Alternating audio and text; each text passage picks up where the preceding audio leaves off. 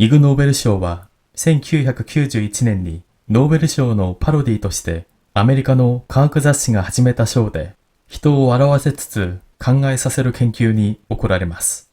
今年は日本から京都工芸繊維大学の村上久助教らの研究グループによる歩行者が他の人にぶつからずに歩ける仕組みを調べた研究が動力学賞を受賞しました。村上助教らは歩きながらスマートフォンを操作する、いわゆる歩きスマホをした場合としなかった場合で歩行者の動きがどう変わるかを実験しました。その結果、歩きスマホで注意が散漫になると周辺の人の動きも乱れてぶつかりそうになったということで、歩行者同士が相手の動きを予期することの重要性が確かめられたということです。日本人がイグ・ノーベル賞を受賞するのは15年連続です。このほか9つの分野でも受賞者が発表され、政治家の肥満度と汚職の関連を調べた研究が経済学賞、潜水艦の艦内でゴキブリを駆除する方法の研究が昆虫学賞をそれぞれ受賞しました。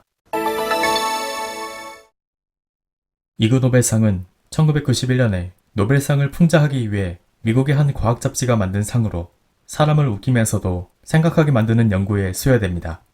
올해는 일본에서 교토 공해섬유대학의 무라카미 사시 조교 등의 연구팀이 보행자가 다른 사람과 부딪히지 않고 걸을 수 있는 메커니즘을 규명한 연구가 동력학상을 수상했습니다.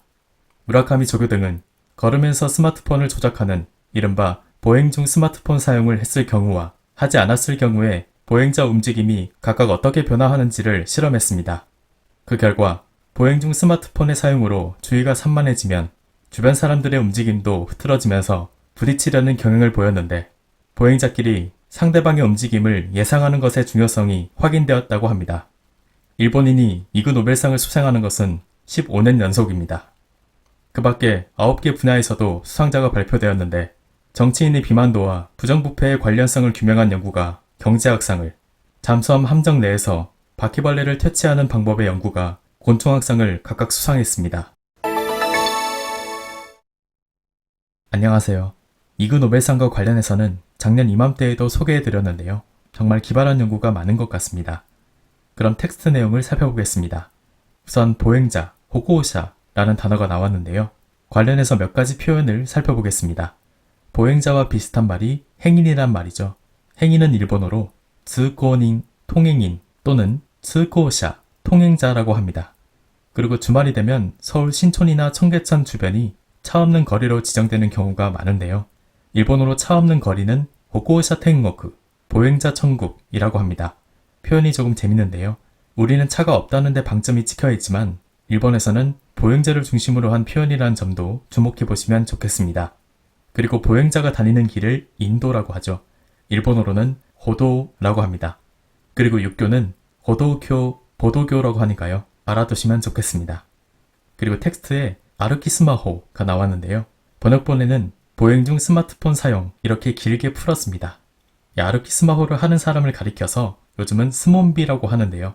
스마트폰과 좀비를 합성해서 스몬비라는 말이 나왔습니다. 스마트폰 사용에 몰입한 나머지 주변 환경을 인지하지 못하고 남에게 민폐를 끼치는 사람, 이러한 부정적인 의미까지 들어있습니다. 일본어로는 스마호 좀비라고 합니다. 그리고 차량 운전 중이나 자전거 주행 중에 휴대폰을 사용하는 행위를 나가라 스마호라고 하니까요. 함께 알아두시면 좋겠습니다. 다음은 조금 사소한 부분인데요. 조사한 일을 우리말로 옮길 때 무슨 에게라고 할 수 있겠죠. 그런데 여기서 조금 주의해야 할 것은 일본어로는 모두 조사한 일을 사용하지만 우리말에서는 감정이 있는 대상인지 또 감정이 없는 대상인지에 따라서 무슨 에인지 또는 무슨 에게인지를 구분하고 있기 때문입니다. 그러니까 예를 들어서 감정이 있는 사람이나 동물은 무슨 에게라고 해야 하는데요.